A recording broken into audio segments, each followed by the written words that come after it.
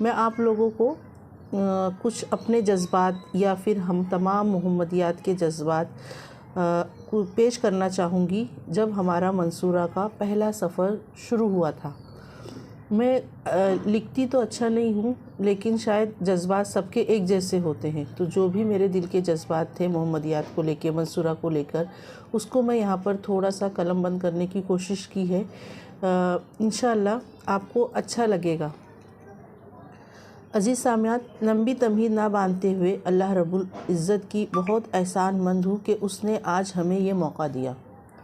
اللہ رب العزت کا بہت احسان ہے کہ اس نے ہمیں مسلمان بنایا، مسلمان بنا کر امت محمدیہ میں شامل کیا، اور ایسے ماں باپ عطا کیے جنہوں نے ہمیں عقیدہ توحید کی تعلیم دی۔ اگرچہ ہمارے والدین عالم نہ تھے، لیکن ان کا جذبہ اور اللہ سے محبت نے ہمیں جامعہ محمدیہ منصورہ مالیگاؤں جیسی مادر علمی عطا کی، اور ہم سب بھی خوشی خوشی جانے کے لیے بیتاب اپنے سامان کو دیکھ دیکھ کر خوش ہونے لگے۔ اب آپ یہاں پر ایسا سوچیں کہ ہمارے منصورہ کا پہلے دن کا سفر ہے، جب ہم پہلی بار گھر سے منصورہ کی طرف جا رہے ہیں، اور ہم سب بھی خوشی خوشی جانے کے لیے بیتاب اپنے سامان کو دیکھ دیکھ کر خوش ہونے لگے کہ اب ہم اپنی پیٹی کپڑوں کے اکیلے حقدار ہوں گے، جہاں پر صرف ہماری حکومت چلے گی۔ لاکھوں سپنے لیے، ہر غم سے بے نیاز، اس رات تو نیند بھی شاید ہم سے پہلے منصورہ چلی گئی تھی، وہ بھی نہ آ سکی، اور ہم سب اپنے مادر علمی کی ایک جھلک دیکھنے کے لیے بیتاب چل پڑے۔ مدرسہ پہنچ کر اس کے بعد جو حالات نے رخ موڑا وہ شاید ناقابل بیان تھا ہم سب کے لیے۔ ہر جگہ اجنبی چہرے، الگ الگ شہروں سے آئی ہوئی لڑکیاں، ایک جم غفیر میلہ سا، پلیٹ لے کر روم میں کھانے کی لائن، ایک عجیب سی افراتفری۔ اپنے گھروں میں نوابوں جیسی زندگی گزارنے والے سب ایک ہی صف میں کھڑے نظر آئے۔ بقول شاعر، ایک ہی صف میں کھڑے ہو گئے محمود و ایاز، ایک ہی صف میں کھڑے ہو گئے محمود و ایاز، نہ کوئی بندہ رہا نہ کوئی بندہ نواز۔ پھر ماں باپ کی جدائی میں جو ساون بھادو بہے وہ شاید ہی کوئی بھول پائے۔ سارا دن بس بھاگنے کی پلان بنانا، گھر جا کر واپس نہ آنے کی ڈینگیں مارنا، نت نئے بہانے سوچتے سوچتے 2-3 ماہ کا عرصہ بیت گیا۔ اس میں کچھ دوست بننا شروع ہوئے جو تسلی بھی دیتے اور ساتھ مل کر روتے بھی تھے۔ تھوڑا جب اچھا لگنے لگا تو پہلا شعر لکھا گیا کہ ہمیں دنیا سے کیا مطلب، مدرسہ ہے وطن اپنا، مریں گے ہم کتابوں پر، ورق ہوگا کفن اپنا۔ اور پھر ہم نے اور جامعہ نے ہمیں قبول کرنا شروع کیا۔ یادوں کی رام لیلا ختم ہوئی تو چہرے مانوس ہونے لگے، اساتذہ کے چہرے والدین سے مشابہ لگنے لگے۔ دل بھی کیا چیز ہے، محبت تلاش کر کے تسلی کر ہی لیتا ہے۔ ہم سب نے اپنے اپنے استادوں میں اپنے والدین کو پایا، اور یہ بات سچ بھی ہے کہ ہمارے اساتذہ نے ہمیں ان کے حصے کی بھی محبت دی۔ تعلیم کے ساتھ ساتھ تربیت میں کوئی کوتاہی نہیں برتی، ہر اچھا سبق دیا، اچھے برے حالات میں ڈٹ کر رہنا سکھایا، کفایت شعاری، دوستوں کے ساتھ مل جل کر رہنے کا درس دیا، اور ہم بھی ایک فرما بردار بچے بن کر ان کا کہنا مانتے رہے، اور دھیرے دھیرے ہمارے استاد محترم کی محبت نے دلوں میں جڑ پکڑ لی، جس کا اندازہ ہمیں آج تک نہ ہو سکا کہ ان کی محبت کی جڑیں ہمارے دلوں میں کہاں تک کے گڑی ہوئی ہیں۔ بس میں ہم تمام محمدیات کی طرف سے یہ کہوں گی کہ جتنی بھی زمانے میں مجھے داد ملی ہے، میرا یہ یقین ہے کہ یہ سب باعث استاد ملی ہے۔ اللہ ہمارے اساتذہ کو صحت والی بھرپور زندگی دے، اور جو اب ہمارے درمیان نہیں رہے، اللہ انہیں اپنی سب سے حسین جنت عطا کر، آمین۔ دھیرے دھیرے ہم سب نے اعدادی سے اول، ثانی، ثالث اور رابع تک کا کھٹا میٹھا، شرارتوں سے بھرا اور سزاؤں سے بھرپور سفر شروع کیا۔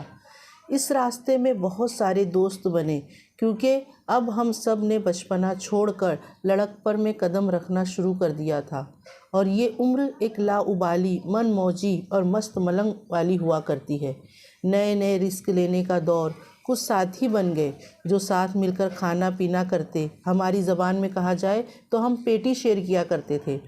کچھ مذاکرے والے ساتھی بنے جو صرف مغرب تک محدود تھے، کچھ دبنگ ساتھی بنے جو حمام کی لائن میں ہماری خاطر جھگڑا کرتے، اور ایک حمام اور 100 بیمار والی آئے دن جس میں کہانیاں جنم لیتی تھیں۔ پھر جمعرات کی انجمن کے بعد برتن کی بھری بھری بالٹیاں، نل میں اپنے ربڑ بین لگا کر پانی بھرنا، برتن دھونے والے مانجنے والے الگ، کیا لائف رہی ہماری۔ ابھی بھی گھر کی یاد آتی، لیکن ماہانہ یا پھر قسطوں میں، کیونکہ اب ایسے دوست بن گئے تھے جو تو نہ خود روتے تھے اور نہ رونے دیتے تھے۔ سالس رابع آتے آتے پرانی کاپیوں کے صفحے پھاڑ پھاڑ کر ایک موٹی کاپی بنانے کا ہنر ہم میں آ گیا تھا۔ ہم کفایت شعار ہونے لگے تھے، خود پیسہ کم خرچ کرنے، حساب کتاب سے اپنا خود کا بینک چلانے لگے تھے۔ دودھ کا پاؤڈر، چائے کی پتی اور صرف جمعرات کو آلو کی سبزی، باقی سارا دن دال بگھار کر کھانا، یہ ہماری گھرداری کی شروعات ہو چکی تھی۔ ہم سب اپنے پڑوسیوں کا حق بھی ادا کرنے والے بن گئے تھے۔ تقریروں کو ہم نے عملی جامہ پہنانا کچھ شروع کر دیا تھا۔ مثلاً جب کوئی بیمار ہوتا تو عیادت کے لیے ایک بڑا گلاس چائے اور آل ٹائم فیورٹ لمبا توست لے کر پہنچ جاتے عیادت کو، بیماری میں اس کے بدلے کا جھاڑو پوچھا لگا دیتے۔ جب سبزی اچھی بنتی تو ایک ننھی کٹوری میں ڈال کر چپ سے اس کی پیٹی پر رکھاتے۔ الغرض دنیا داری بھی آنے لگی، اور اس کے ساتھ ہم سب شرارتی ہو گئے، اور اللہ مان ایسی شرارتیں کی کہ شاید 1 2 3 موٹی موٹی جلد کی کتابیں ہم پر تیار ہو جائیں۔ آج بھی ہمارے قصے ہمارے بچے الف لیلا کی کہانی کی طرح پوری دلچسپی سے سنتے ہیں۔ جب بھی ہمارا جامعہ نامہ چالو ہوتا ہے، اب وہ لائٹ جانے کے بعد بھوتوں کی کہانیاں ہوں، یا پھر کس وارڈ میں کون سی لڑکی کو جن پکڑا، اس کی ساری رامائن الگ الگ دوستوں سے الگ الگ چینل پر دستیاب ہوتی، یا کس نے کس کو کون سا گفٹ دیا، یہ چائے کہاں جا رہی ہے، کون دیر تک جاگا، کس کا نام آفس میں گیا، کس نے ناول پڑھی۔ الغرض لڑکپن اگر کسی نے جیا تو شاید اس صدی کے ہم ہی تھے۔ آیا خامس، اب کچھ سنجیدگی آنے لگی، چاہے وہ دوستوں کو لے کر ہو یا پڑھائی۔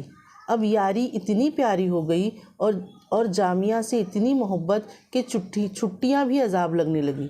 پھر ہم نے اپنے زمانے کے سوشل میڈیا ڈاکیا بابو کا سہارا لیا، اور لمبے لمبے خطوط، 1 ماہ کی چھٹی میں 4-5 خط لکھ ڈالے۔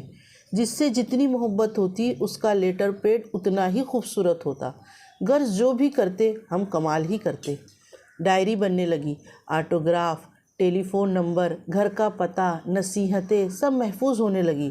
میرے خط تو اتنے عجیب ہوتے کہ میں قسطوار کی ناول اپنے دوستوں کو بھیجا کرتی، حد ہے اس بیوقوفی پر، لیکن جو بھی تھا بہت مزے کا تھا۔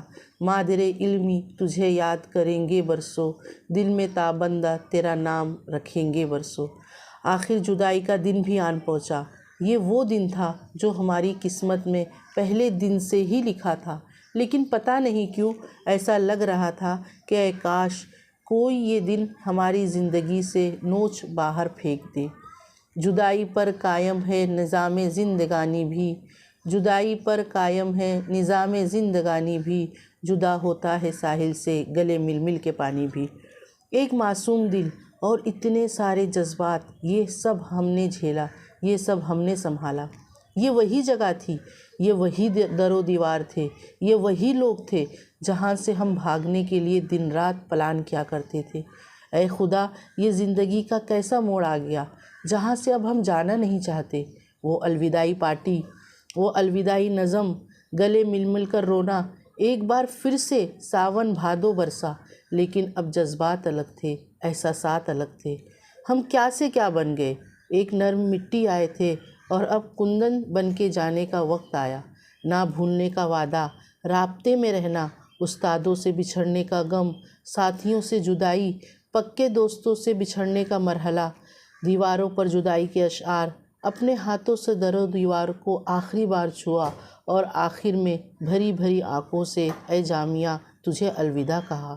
الوداع اے عائشہ، الوداع اے جامعہ، الوداع اے مادر علمی، الوداع اے ممبر و محراب۔ چلو اب گھر چلے بشر بہت آوارگی کر لی، چلو اب گھر چلے بشر بہت آوارگی کر لی، وہ سب مکتب کے ساتھی تھے، انہیں آخر بچھڑنا تھا۔ السلام علیکم ورحمۃ اللہ۔